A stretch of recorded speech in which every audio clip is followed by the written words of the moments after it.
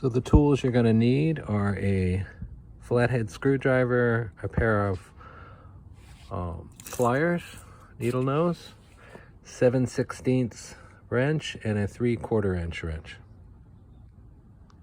So the first thing you want to do is take the cover off the valve and disconnect the valve from the burner assembly. I always use a pair of needle nose pliers to remove the thermal pile so I don't damage it. So once you get the valve isolated, really all you're trying to do is swap in the new valve with the old valve.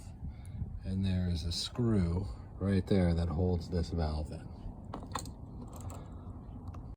Once you remove the screw, you can just pop the old valve out. So the old valve just comes right out of here. That way you can leave the housing in and you don't have to drain your water heater. Then you just take the new valve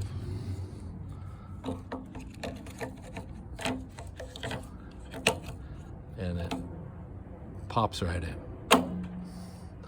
Put the screw back and reassemble, reinstall the cover, reconnect the burner assembly, turn the gas back on, and it should fire right up.